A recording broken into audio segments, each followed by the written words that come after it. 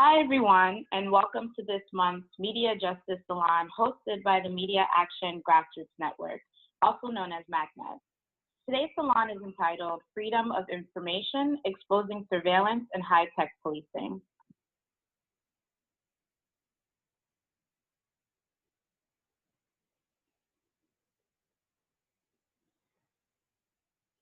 My name is Maisha Hayes, and I am the National Organizer on Criminal Justice and Technology at the Center for Media Justice. We're an organization dedicated to winning racial and economic justice in a digital age. I work with our MAGNET partners around issues of surveillance and police technology and how it affects our communities.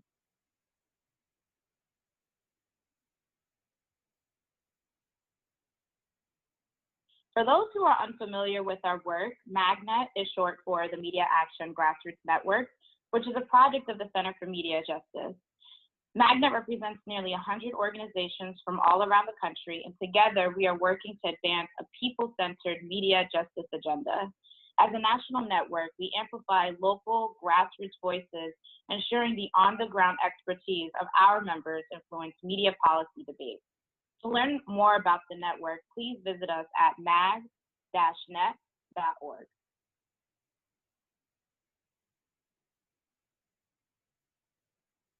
Before we begin, I would like to share some logistics about today's webinar. Today's webinar will be recorded and will be posted onto our MAGNET website. You can also join us in a parallel Twitter conversation using the hashtag MediaJustice. We'll hold questions and comments from our listeners until the end of the presentation. However, you can submit a question at any point through the Q&A box in your control panel.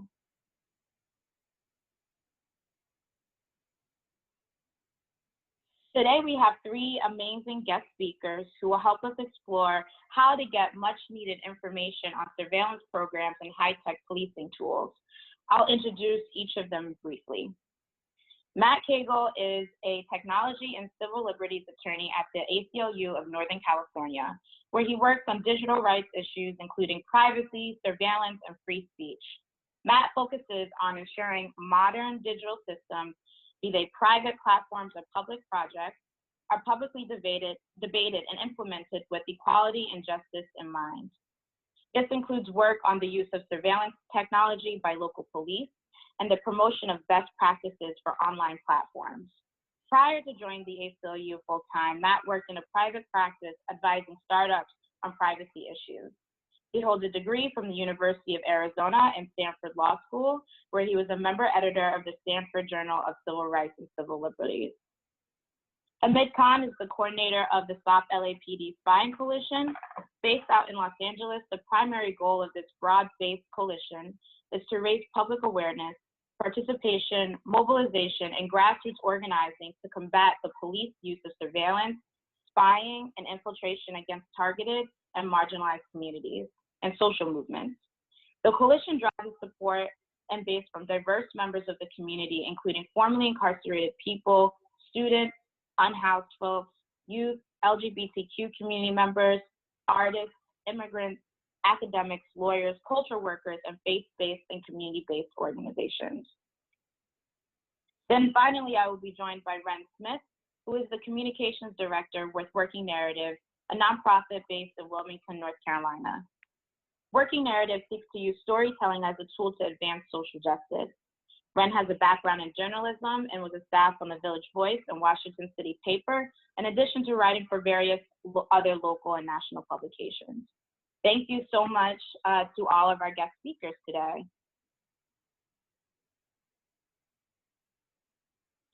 We're having this conversation today because the proliferation of technology is rapidly expanding law enforcement's ability to surveil communities and collect information.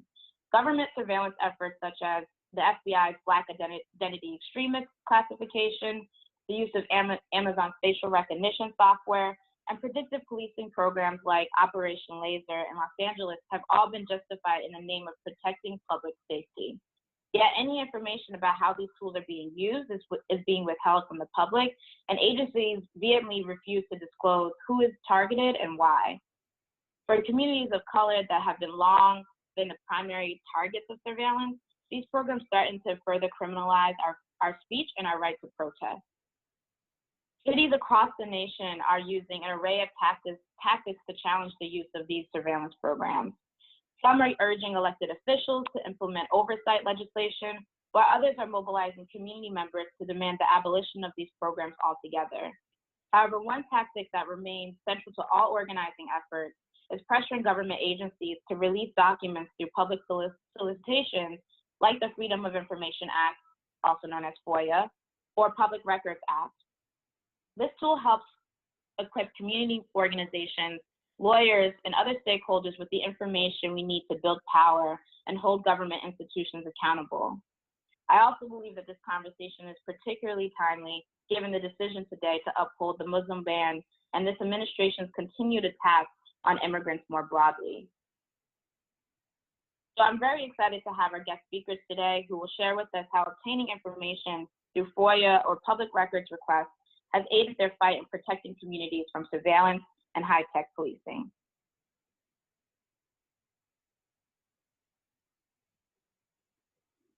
Hamid, I'd like to start with you.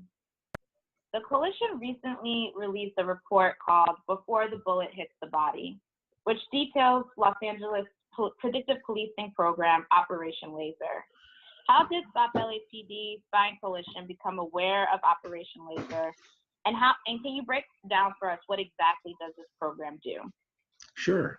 Well, first of all, thank you very much for the invite, Maisha, and thank you for taking the lead and for organizing these extremely necessary conversations that that Magnet has been having. I think when we speak about Public Records Act or FOIA, it's also critical to understand the purpose as to why we are taking that route. Typically, in that context, what we hear is about legal action that if there's a lawsuit going on, they would file a public records request or FOIA or discovery to find out for that particular purpose of what that litigation is taking place. Then there's also the academic research. Then we look at that how academia and people in the academia file public records when they're doing research into these programs. For us as grassroots organizers and very much grounded in abolition and principles of abolition, for us it's really critical that how do we bring that story to the community? So storytelling is a primary vehicle for us in building power and raising that awareness. That's what the Stop LAPD Spying Coalition has been doing, using Public Records Act request and FOIAs for a few years now. And for full disclosure, this is the second lawsuit that we had to file against the Los Angeles Police Department, which continues to refuse in releasing these documents. In essence, when we file for public records, it is not only for a particular okay, so what is the impact, because ultimately we want to understand the impact on the community, but in our storytelling, we want to know some very basic and the development of the program as well. Like, for example, we filed for grant requests by the police department when they're starting this program, which helps us understand that what is the imagination behind this program? What are the thinking behind this program? Which are the communities that they're thinking about it? We filed for their budgeting process to find out what kind of resources are going to be deployed. We filed for the reporting mechanism, that what sort of reporting is happening as a result of the impact. So that helps us in fully understanding. So when we file a comprehensive public record, it helps us in creating a landscape of not only what the program is, and you asked the question, how did we find out? Well, I mean, we've been doing our research, and for people who are familiar with the coalition's work, we have mapped out the LAPD's architecture of surveillance.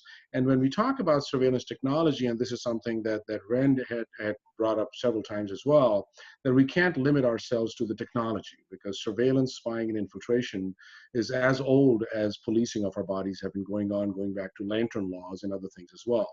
So in essence, when we are looking at high-tech surveillance as well, it is being used by people. It is a part of a much larger system and a very comprehensive architecture of surveillance, which then feeds into the much bigger stalker state as well. So there are several things that we have found out, but maybe hopefully we'll get to that.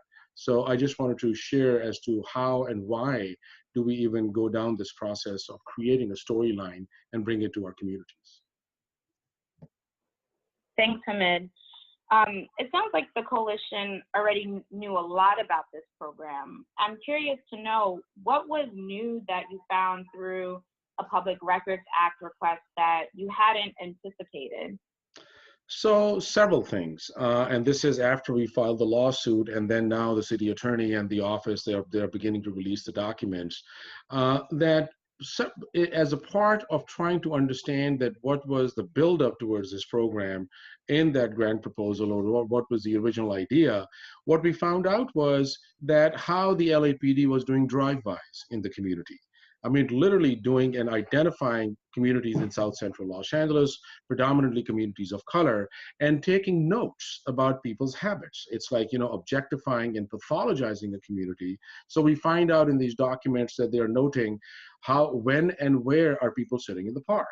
When and where are groups of people playing chess? When and where? So in a sense, they are creating this landscape in their process of criminalizing and pathologizing community through understanding these actions. I mean, I was starkly reminded of the history of Los Angeles, that the communities that they were surveilling, I mean, this was a part of their surveillance, reminded me when the LAPD in South Central was used the terms "no humans involved." When they would go and investigate, particularly issues of domestic violence and things like that, they would note in their investigative papers that there were no humans involved. That is the inherent racism in there too. So similarly, this came up. Then we found out that how these tools are and these programs are a critical element of gentrification and displacement. That how we found out that through these Operation Laser, the LAPD is working with the housing department, and then when they identify somebody, potentially a person of interest, which becomes a chronic offender, they release these bulletins, then they use these tools of eviction notices. Then they go after these anchor points and laser points and use these nuisance abatements as well, whether it's businesses and individuals. So in essence, what that helps us do is now expanding our scope, that how are we bringing anti-eviction folks into this conversation? How are we bringing housing rights people into this conversation as well? So the scope by itself expands, and these are just some of the key elements that we did find out through that. And then we just received more documents where they have sent us addresses because about the reporting piece, which we said. So in their reporting to Bureau of Justice Assistance, who gave them the funding, they have now identified addresses. So for us, it's now to go and door knock in these locations and go back to very basic, grassroots organizing that, these are targeted communities, and how are we going to fight back?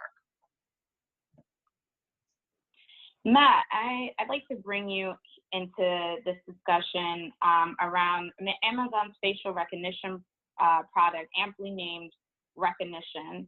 How did you come across this product, and what did the ACLU of Northern California learn after filing a Freedom of Information Act? Hi, Maisha. Thanks for having me today in the ACLU and for putting this together. We heard about Amazon having a product that was a facial recognition product last December. Basically, we were just browsing around Amazon's website, and as folks know, Amazon offers a ton of products these days.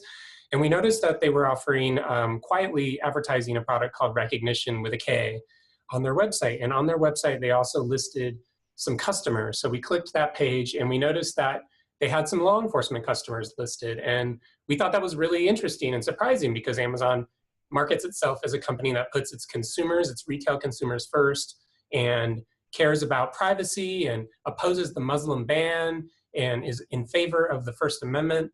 Excuse me. So seeing that they were listing law enforcement customers really kind of, raised our eyebrows. So we thought, if Amazon is doing anything to help promote this product, there may be records with Amazon's fingerprints on them in local communities that they've listed here as customers. So we reached out to some partners of ours at the ACLU of Oregon and ACLU of Florida, and we put together requests asking for records related to recognition that those early customers might have. And they were really simple requests. They basically just asked for communications between Amazon and the local law enforcement departments. It asked for purchasing documents, the sort of things that I'm sure many folks on this webinar have asked for in public records requests. But we were specifically targeting the sort of interactions that Amazon had taken and the steps it had taken to help deploy this product. And what did we learn? Well, we learned that actually this wasn't just a product that Amazon had released and was allowing random customers to use. Amazon had really taken an interest in helping law enforcement agencies deploy this technology, which was really alarming because Amazon is new to this space. They don't know, in our estimation, they don't really know what they're doing in this space. And they are very much unleashing a very dangerous technology into communities. Face recognition and face surveillance, as we're calling it, allows the government to identify us based on our innate features and allows the government to track us as we go through the world and create a digital map of where we've been in a community. Face recognition is unproven. Many studies have suggested face recognition is less accurate for people of color and women. So it's also the sort of technology that if used by law enforcement right now, or really any time, could result in miscalculations and more use of force by officers, further exacerbating the problems of police violence that we're already seeing in the United States. So when we saw that Amazon was taking an active role in helping deploy this technology, we reached out to Amazon and raised our concerns with Amazon. And we were disappointed, but not surprised, that Amazon was not able, in our view, to understand the implications of this dangerous technology. And so at that point, we took the records and we started thinking about how we could bring together a coalition to sound the alarm bell about this dangerous new face surveillance technology. And, you know, it really has shown, I think the public reaction to this reporting has shown that, you know, Americans and communities do not want dangerous face surveillance being deployed in their neighborhoods, especially during this current political climate where you have governments villainizing activists as Black identity extremists, and people are going to the streets to protest in unprecedented numbers. Now is not the time for a company like Amazon, or frankly any company, to be deploying a new dangerous surveillance technology. Thanks, Matt. Mm-hmm. As a follow-up, I'm wondering, why should we be concerned about this sort of partnership between a tech company and law enforcement? Technology companies, this comes as no surprise to people in the webinar, but technology companies don't always have the community's best interest in mind. And frankly, frequently they're not thinking about issues of bias. They're not thinking about issues of the impacts that their products could have on communities where these products are going to be used. We saw this with companies like Facebook in the wake of the election, where their product was used to send advertisements that were divisive and used to create propaganda. We've seen this now with Amazon, where a product that they failed to think effectively and meaningfully about has been unleashed on communities with very little rules in place to limit the abuse of that technology. And frankly, we think face surveillance is a technology that is so inherently dangerous that we're not convinced that there's ever a circumstance where face surveillance could be used in the United States. And I think the response to the Amazon work and the coalition of organizations that include immigration organizations, organizations representing Muslim Americans, organizations representing teachers and criminal defendants, the reaction has shown that people do not want this technology in their communities. And when a company moves into the space and tries to market their technology like this, their incentives to make money and to spread their products are often at ends with the interest of community members in protecting their civil rights and protecting their safety. And a company like Amazon is especially dangerous here because they can offer this sort of product so cheap that a local government need not go and find extra money from the Department of Homeland Security or from a state legislature. Amazon's product is so cheap that it costs less sometimes than the price of Amazon Prime. So when a big company can offer and unleash this dangerous technology on the cheap, that reduces the friction for these technologies to roll out dangerously in communities. So it's really important that the companies know that they shouldn't be just unleashing these technologies, and they should know that their consumers are going to care when they do something like this. But I think it's really important, and it speaks to the sort of bigger picture problems in the technology space where these companies are not thinking enough about how their products can really harm American communities and communities in other countries, frankly. Thank you. Ren, I'd like to bring you in here. Filing for a public records request or Freedom of Information Act can also be really useful for journalists. Can you share some ways this has helped you expose issues related to surveillance? Sure. I'd like to say first that, as Matt and Hamid point out, there are a number of ways that surveillance has been used to, in particular, patrol Black and brown bodies. Certainly, in terms of historical precedent, we look back to the slave codes and how African Americans were not allowed to move from place to place without explicit permission, and that this is a control mechanism.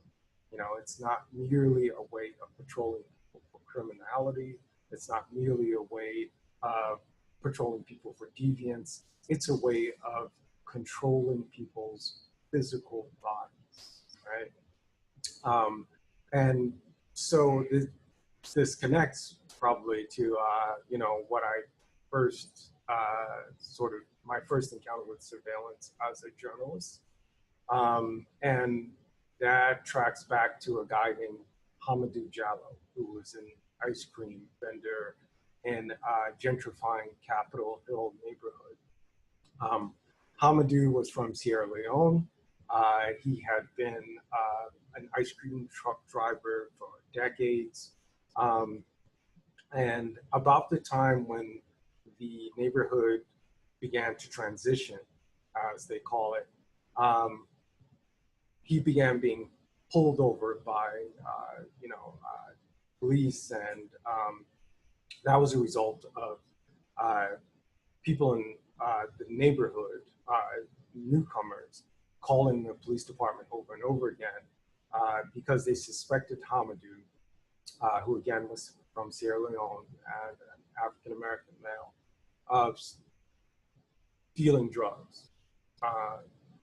This was sort of explicitly posted on a number of listservs, and the reason why folks believed that he was dealing drugs was that he was, out there riding around the neighborhood during winter. He was out there, in the late hours, and they assumed as a result that, he must be a drug peddler.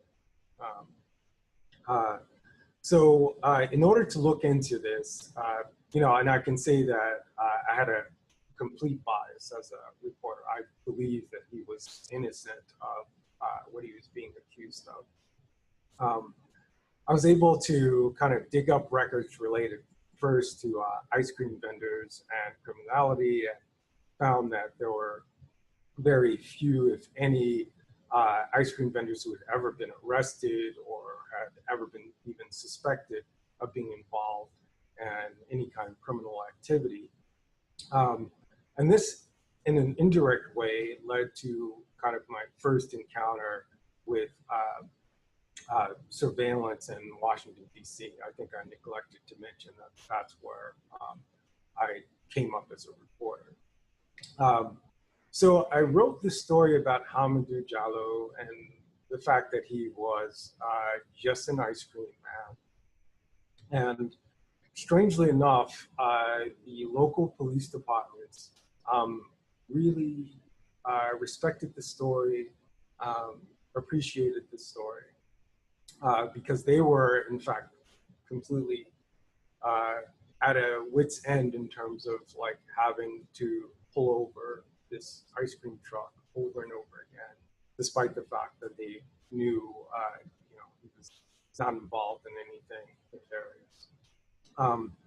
As a result, I developed really good police sources, and these really good police sources put me on to the Go-Go report. And the Go-Go report was essentially about DC's homegrown music, which is called Go-Go. It's sort of a blend of funk and hip hop. And the police department has, from time on end, believed that it has a relationship with violence, and that relationship needs to be patrolled. So, though they weren't willing to give up anything in terms of public records, because I used public records to report the Hamidou Diallo story, I was able to create the relationships necessary to get, the first copy of the GOGO report, which is, again, essentially this document that pointed to the fact that police departments were patrolling this African American cultural form, and linking it to violence. So yeah, I mean that was my first experience with public records surveillance, and essentially how it can lead to a really valuable, constructive leak. Thanks, Ren. I have actually another question for you, but before I move on, I just want to remind our audience members, please take the opportunity to submit any questions you may have in the chat box. The chat box is at the bottom of your screen, and all you have to do is type in your question and we'll select it and pose it to the panelists so that you can engage in the conversation. Okay, back to you, Ren. Many people believe that FOIAs are only helpful in regard to obtaining information from government agencies. So beyond government agencies, where else has FOIA requests been effective for you? Sure, you have to take into account that everything, every institution in the country really has to, at some point, intersect with some sort of government bureaucracy, right? So hospitals, for instance, will need to have inspection reports. And so if you want to know something about a hospital, you go to Medicare inspections, and those things are public records.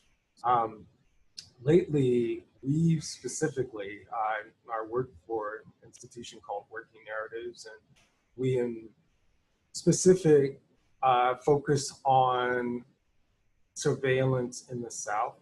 And, you can be sure that since the bulwark of mass incarceration and criminal justice exists in the South, then also the bulwark of surveillance architecture exists here also. So we found that critical to begin mapping this structure. We believe that most of the time when we're seeing law enforcement agencies, government agencies roll out surveillance technology, the first place that they're going to test it is right here in the South. So we've made it our business to map what's happening here, and one of the things we found is that social media surveillance, which has certainly been in news in connection to law enforcement agencies, also are very strongly connected to universities. So, basically any university that is a public university is subject to public information requests. And we've been able then to use public information laws to get at the fact that universities are using social media surveillance, which is essentially a way of using sites like Facebook and Twitter and other social media platforms to track people, usually via a geofence, which is something that is essentially a way to designate a geographic area from which you want to pull information, being publicly disclosed through social media accounts. They've been using this technology ostensibly to keep people safe. So, if you go to a university in North Carolina that's using this technology, which we have, and ask them why, they're going to tell you a lot about mass shooters and other sort of things that we find reprehensible. But you know, through public record disclosures, we found that universities are not just using social media surveillance in order to provide a more secure environment for students and faculty, but they're in fact using it to track anything that they consider to be behavior that they don't want. So, you know, parties, students who are using, you know, drugs like marijuana, you know, students who they consider to be mentally unstable. This sort of tracking software is being applied in all those situations.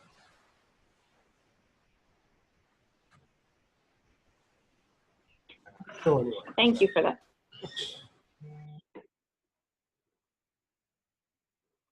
Hamid, South LAPD is a leader in the nation when it comes to researching and exposing the conditions of surveillance in Los Angeles.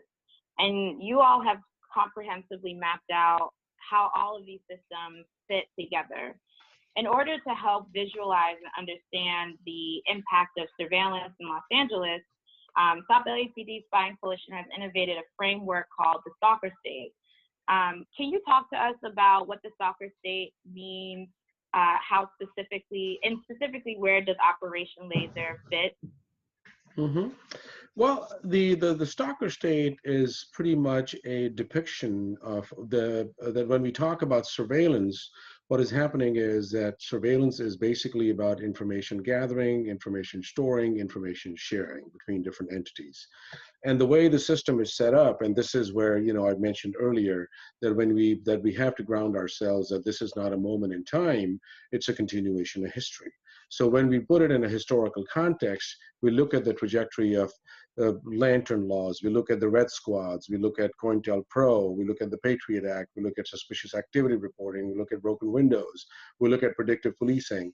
All of these things have been built upon into, as was stated earlier, as a way, as tools of social control, how the body is being policed.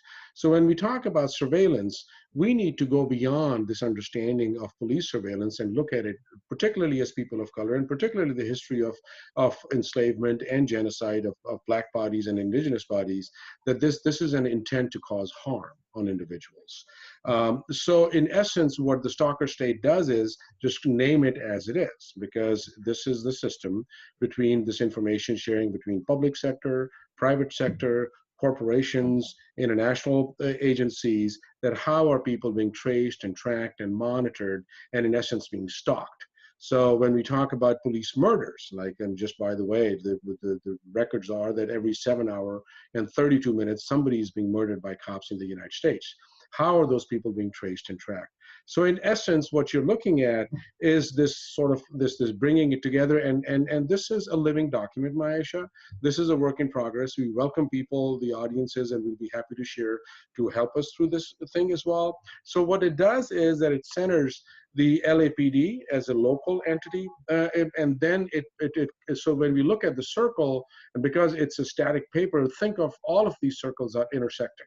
So in essence, for example, going to the left, on top left, NSA claims that they don't do domestic spying, where NSA is linked with the National Counterterrorism Center, which is linked to the Fusion Center, which is linked to all the other agencies, private and public and corporate sectors as well.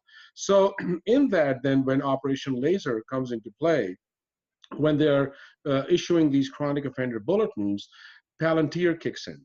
So Palantir is a data processing system. And then Palantir kind of picks up and looks at these various information gathering systems and identifies and picks up information and creates a composite of individuals who are then declared as chronic offenders. And this is where I want to really bring in my comrade, Jamie Garcia, who's been leading the fight against predictive policing and kind of led this report as well, that she speaks about that how, when we talk about data-driven policing, that how our bodies are being constantly decontextualized, that our whole being is being recreated into these data points, right? So we are being decontextualized, then our whole body is being reaggregated and a new being gets recreated.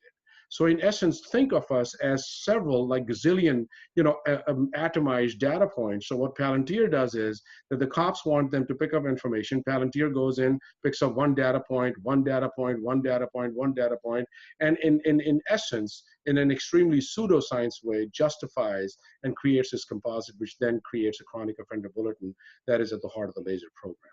So this is what the Stalker State does, and it continues to be a work in progress. We're working with the graphic designers, and we would love to get some support if people are out there that reach out to us, and we'd be happy to work with folks. Thanks, Hamid. And for folks who want more information on Stop LAPD's report and Stalker State visual is on their website, stoplapdspying.org. And so my last question is for Rend and Matt. What are the next steps for your work, and how can people stay connected? Rend, why don't you go ahead first? Yeah, we are always sort of digging into public records.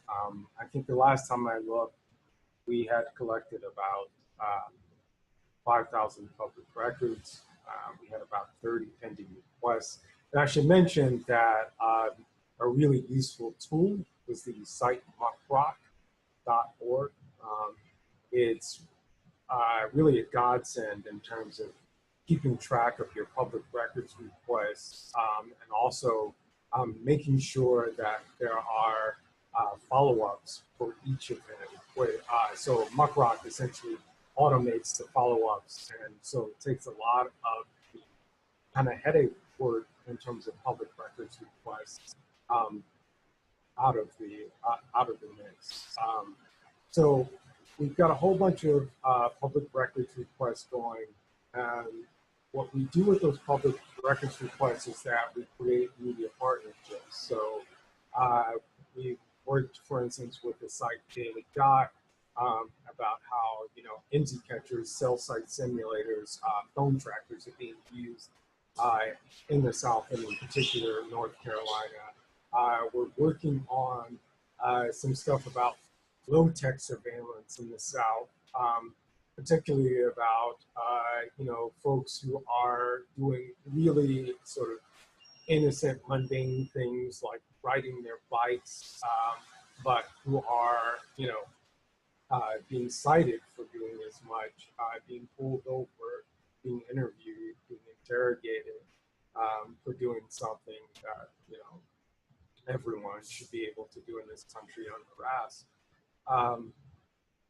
So again, these media partnerships are critical to us. We've got two going now. One is sort of loosely related to what I just mentioned, which is just how African Americans in particular are treated while passing through public space. The other is a little more technical, but that's how we create public awareness around the problems that we see emerging.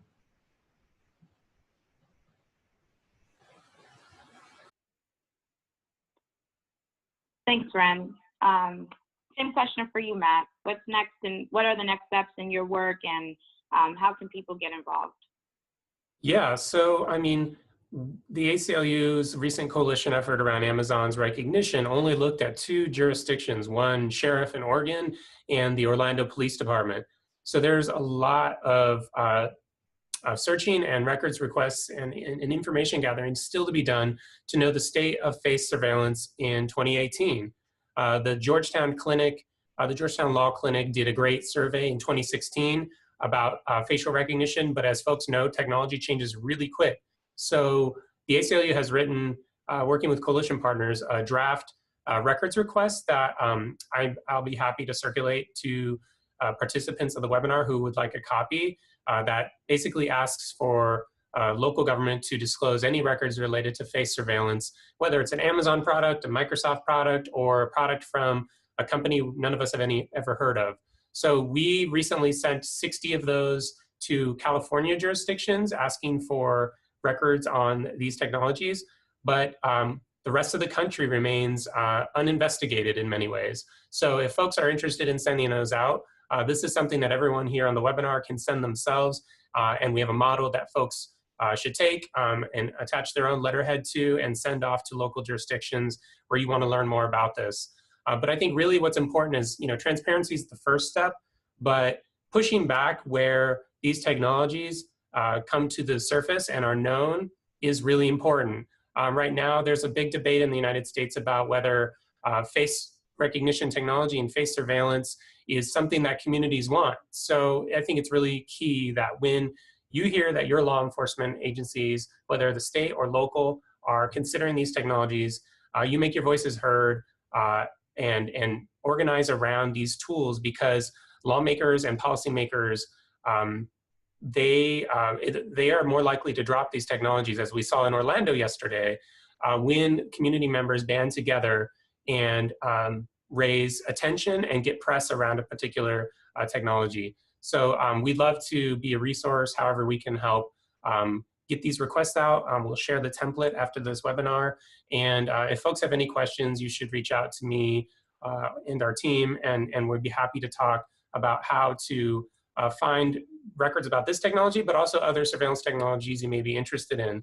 We also have a template request we can share around social media surveillance, which Rend was talking about, is really pervasive in law enforcement circles these days. These tools are frequently, like face surveillance, very affordable for law enforcement, which means they are easy for them to roll out secretly without going to the public. So yeah, I think there's a lot more to be learned, but also there's a need to organize right now to make it clear that certain technologies are just utterly unacceptable. As Hamid was saying, it's important for law enforcement and community members or community policymakers to know that. Thanks, Matt. Before I move to audience questions, Ren, folks are asking, what was the website that you named? Was it Muckrock? Yes, so it's, I'm sorry, it started to rain here, so I'm not sure that I'm coming through completely clear, but muckrock.org. So you're great. There's a slight fee attached, but it's affordable. I would recommend that folks get the professional account because that allows you to embargo your reports. So in terms of negotiating with a media partner, you'll be able to explain to them that no one else has access to this material yet. And so like offering them exclusivity. But yeah, it's, I'm sorry, I've been saying muckrock.org. It's actually muckrock.com. They're a great outfit. They're currently being funded by the Democracy Fund and the Knight Foundation. Yeah. Okay. Thanks, Ren. So I think this is a great time to open it up for questions from the audience. Listeners, please remember you can type your question in your control panel. I'm going to take a look at the questions that we have so far. I want to uplift one from MJ Williams, who says, patched in from Brooklyn, New York. Question is, could the panelists share tips based on their experience on overcoming and or evading exemptions to disclose surveillance records? I think this is a really good question around what kind of challenges have you faced and how have you overcome that? I can, so obviously the legal action is one space, and I think typically is, for example, we filed a lawsuit against the LAPD on the suspicious activity reporting initiative, and that is one of the earlier secret programs, if you will. Well, they open secret files on individuals for engaging in what one can argue pretty much constitutionally protected activity. So we filed a lawsuit, and they kept on claiming national security exemptions, investigatory exemptions, this exemption. But in essence, as we broke through, and it wasn't just about just going to trial and threatening them with going to trial, but also bringing in other research into the conversation as well. That, look, this is something that you had released in that case. This is something that you are putting out on your own website. So right now, for example, we are fighting a lawsuit on the laser program, and they're releasing the documents. But what we are also researching on that is that what else has been written about the laser program by other people as well. right? So we've gone to other folks as well who've had access to this information, which then, you know, substantiates our claim that no, this is not an investigatory exemptions. You've made it public.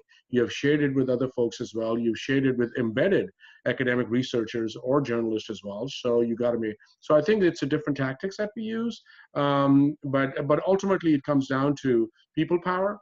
Because we show up at the police commission and we challenge them and go after them publicly.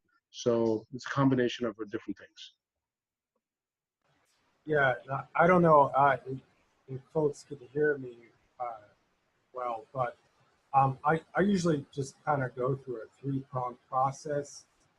One is I ask the institution that's claiming an exemption if they'll release the documents anyway. And strange enough, like an exemption doesn't mean that they are legally prohibited from giving you the documents or the records that you see. And strange enough, if you simply ask them to do it anyway, I've found that sometimes they in fact will just give you the records, right? The other fallback is that you ask them for redacted copies of whatever record. You know, so for instance, a common exemption that people claim is that, you know, it has something to do with personnel records, and so there's privacy exemption involved. And so you can simply say, okay, fine, like black out the names and give me the documents.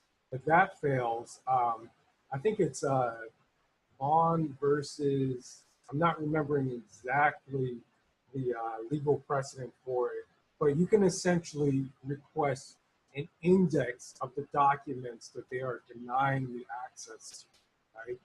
So even if they say like, absolutely, you cannot have any of these documents because they are, you know, exempt from disclosure, you can still force them to release a list of the documents that they refuse to give you.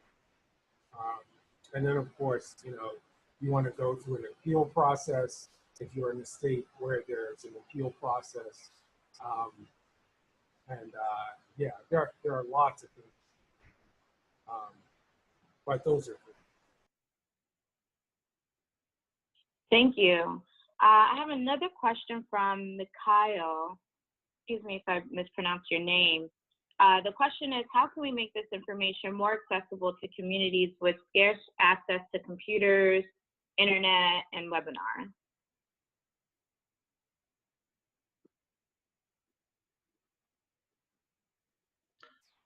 Well, I'm sorry to take so much space and and keep on talking, but I think as grassroots organizers, that I figured might as well address that because that is our primary scope of work. I mean, building power in the community, building knowledge, and it really comes down to how do we bring this information in communities. I mean, especially based out of Skid Row, you know, where the people don't have access to technology, people don't have access to computers, people don't have access to various other things. So what we do is to really print a lot of these things, turn them into, like, you know, just as a regular outreach. We still do door knocking. We still go into the community. When we shut down the Fusion Center in LA, we went door knocking into the local community and brought people out and physically showed them these spy centers as well, which then riled the community in shutting it down. So I think there are several ways to do that, but never forgetting about the old traditional organizing, that it's about storytelling and what kind of tools do we create in that storytelling, and in which obviously, you know, one-on-one personal interaction, a gathering of people, and then using various tools that can be printed. I just want to point one thing, that one tool that has worked really well for us when we first started was, and it's on our website, is that we have created timelines of LAPD surveillance. We go back to the early 20s. Then we've also had created and posted it on the website that it is the national security timeline of surveillance, or on a federal level, which goes back to 1798. Looking at the Alien and Sedition Act and various other things as well. So I think in essence, to tell the story, it really then solidifies this conversation that this is not just happening now, this is going on. We need to build power to abolish it because it can be reformed. Yeah, and I'd add to that that like in terms of our work here, you know, none of this starts with kind of us being technology experts. It all starts with on the ground narratives.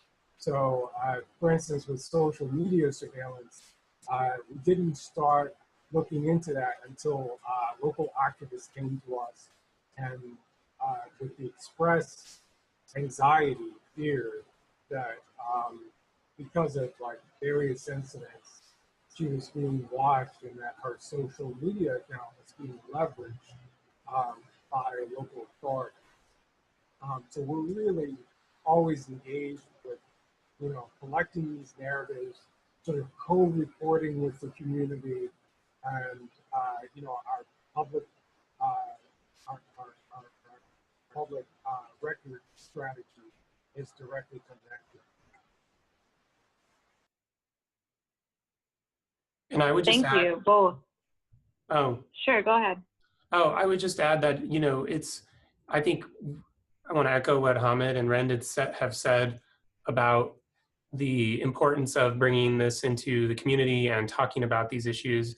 And I think to reemphasize what they've said, it's really important to not just talk about surveillance, but it's important to talk about the effect that these technologies can have on real people's lives right now, because that's what people understand.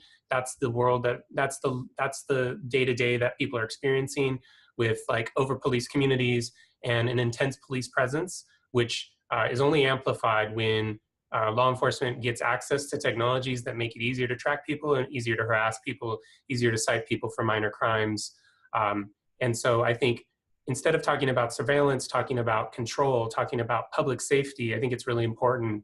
And both Rend and Hamid have been leaders on this, but emphasizing that the public safety requires that the community be in control of these issues and the community know what's going on, and that technologies that allow law enforcement to conduct unaccountable surveillance do not make us safer, they make us less safe. And owning the public safety narrative, because that is something the community owns, is really essential here. Thanks, Matt. I want to uplift this question from the audience because it's just so timely right now.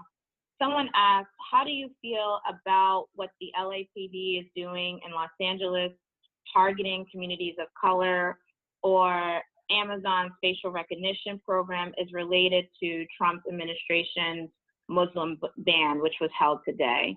Is there a connection that you see between your work and this decision today?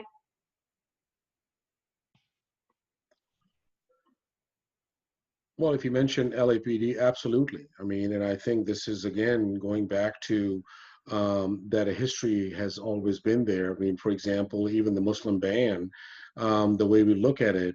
And I also want to really ground ourselves that being originally from Pakistan, being of South Asian origin as well, I think I also want to acknowledge that when we speak about the Muslim ban, it just didn't come out of nowhere. The ban on the black body, the ban on indigenous bodies, there's a long tradition of banning bodies from like, you know, within in that social and cultural and political context as well. So so specifically about the Muslim ban, and also more so about 9/11, it has been going on in Los Angeles. LAPD back in 2007 launched a Muslim mapping project, where the argument was that we want to find out where the communities are so we can quote unquote protect them from hate crimes, which was all BS. I mean, it's again like, you know, this is garbage that they're giving us. It was just to really create mapping and create the identification of people where the communities are so they can be targeted. Surveillance, there can be targeted action taking place against these communities. So I think when we speak about LAPD and this link between Muslim ban, it runs very deep. It's very clear, but we also need to look at it through the longer lens of how there's always an other, a threat, and an enemy that has been created. And at the coalition, we speak about the long history of the others, about the criminal black face, the savage native face, the illegal Latino face, the manipulative Asian face, the terrorist Muslim face. So it's not just about Muslim banning, a banning of the Muslim body. It is built upon the long history of the banning and targeting of communities as well. Thanks, Hamid. Matt, is there anything that you want to add to that? Is there a connection between Amazon's facial recognition and today's decision to uphold the Muslim ban? I think it only underscores, I mean, it underscores quite a few things, but it really does bring home the importance of fighting back against unaccountable surveillance technologies right now at the local level. This is a time, like I was saying earlier, where the administration is villainizing Muslim Americans and Black activists and calling them, Black identity extremists, while targeting and literally hunting immigrant communities. And today's decision, we think, repeats the same mistakes of that decision Korematsu, which is the decision that upheld the federal government's internment of Japanese Americans during World War II.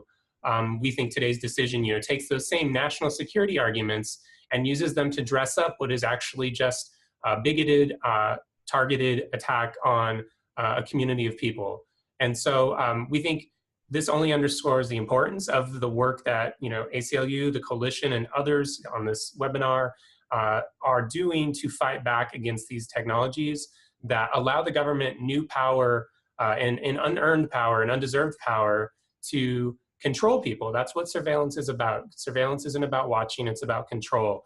And so we think it's really important right now to double down on these efforts and to engage. I mean, public records requests, you need not be a lawyer to send these. You need not be an expert in really, in legalese to send these things. These are things that everyone on this webinar should be, if you're interested in doing, you should be sending on any technology or sort of program that you're interested in learning more about. Because as Ren said, when you learn something, it may be newsworthy and it may be something that you can organize around and get community members to organize around a legislative effort or a ban on something locally that your community is interested in. So I really would, I look forward to seeing what other folks are going to be working on in the coming weeks with the way that this wrong decision has energized people. Mm-hmm. Those are great questions. Thank you so much to our listeners today. Now that the webinar is coming to a close, I'd like to thank our guest speakers, Matt, Hamid, and Ren, again, for such a great dialogue and spending some time to share your expertise today. If anyone on the webinar would be interested in connecting with our panelists, just take a look at the screen. Their email addresses are right there. We will also be sending out all attendees materials that were mentioned on today's call. I saw a lot of folks asking what are some resources that I can share with my people. We will definitely be sending out a list of the materials that our panelists have mentioned today. A recording of this webinar will be available on our website in the next few weeks. Once you log off, you will receive a short survey in your browser window to evaluate the webinar. Please take a minute to fill it out. We really, really value your feedback. And lastly, Magnet is a grassroots-powered organization that relies on the contributions of our friends to build power and win victories. Please consider making a donation to Magnet online at mag-net.org. Thank you again for participating, and I hope you all have a great day.